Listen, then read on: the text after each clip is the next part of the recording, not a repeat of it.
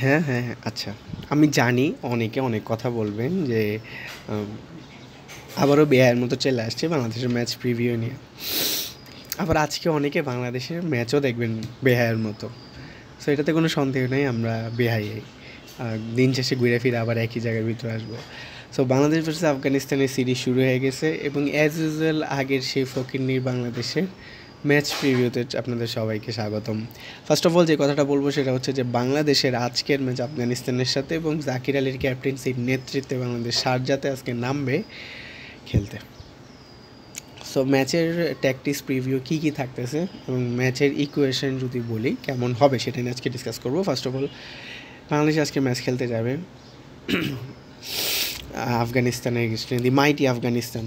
So মাইটি এশিয়ার second best team যারা প্রত্যেকবার বলে তারা, এবং এরই সাথে সাথে বাংলাদেশ আজকে যেখানে ম্যাচ খেলতে যেতেছে অবশ্যই দুবাইতে, সেই জায়গার ভিতর বাংলাদেশ দুবাই টিম অর্থাৎ ইউএইর সাথে সিরিজ হারছিল। সো সোনার ছেলেরা আসলে করা করা জিনিস করে যেগুলো দেখে মাথা ঠিক থাকে টোটালি। সো আচ্ছা, যেটাই করুক না করুক, আমরা বেসিক্যালি যে জিনিসটা আজকে আপনাদের সাথে রিভিউ করব সেটা হচ্ছে অ্যাজ ইউজুয়ালভাবে যে ম্যাচের এই জায়গার গ্রাউন্ডের কী অবস্থা এবং লাস্ট 10টার দেখায় আসলে কে কেমন করছে। সো চলেন বেশি দেরি না করি, আমার কাছে সামনে সামারি আছে। অ্যান্ড লাস্ট 5টা টি-20-র ভিতরে বাংলাদেশ 2টা টি-20 জিতছে এবং আফগানিস্তানও 2টা জিতছে। So head to head same অবস্থা।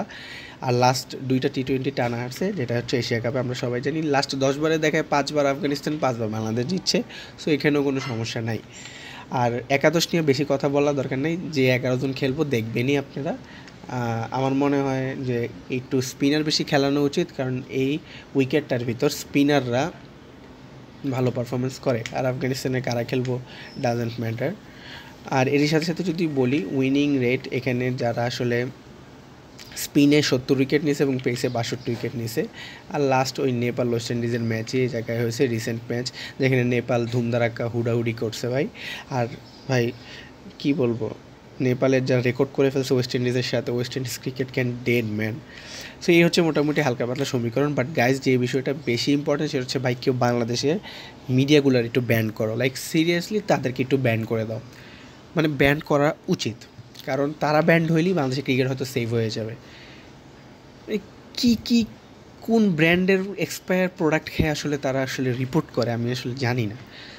জাস্ট তাদের রিপোর্টগুলো দেখলে মনে হয় তারা এক্সপায়ার ডেটের প্রোডাক্ট খায়, এবং কোন ব্র্যান্ডের গাঁজা ফুকে আল্লাহ মাহবুদ জানে। মানে এমন এমন কিছু কথা বলবে যেগুলো শুনে আপনি জুতার বাড়ি তাদের মুখে মারতে ইচ্ছা করবো প্লেয়ারদের থেকে।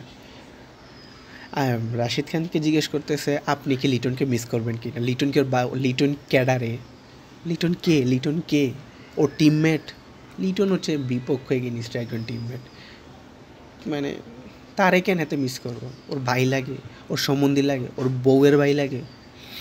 What kind of question that is man. আর একই উল্টাপাল্টা কথা তো আসেই, গাঞ্জা ফুইকা কথা হতে হলে। সো গাইজ, এই হচ্ছে টোটাল বাংলাদেশ ক্লাউন টাইপের জিনিসপত্র করে, বোর্ডে মারামারি চলতেছে, আর এদিকে ক্রিকেট টিম যা ইচ্ছা তা খেলতেছে, আর দিন শেষে টাকা ঢুকতেছে ক্রিকেটারদের, কিছু হোক না হোক, খেলুক ভালো খারাপ খেলুক। সো গাইজ, এই বিষয়ে আপনাদের মতামত কি আমাকে একটু কমেন্টে জানান। আর বাংলাদেশ আজকে ম্যাচটা দেখবেন নাকি বয়কট করে রাখছেন সেটাও দেখে যান।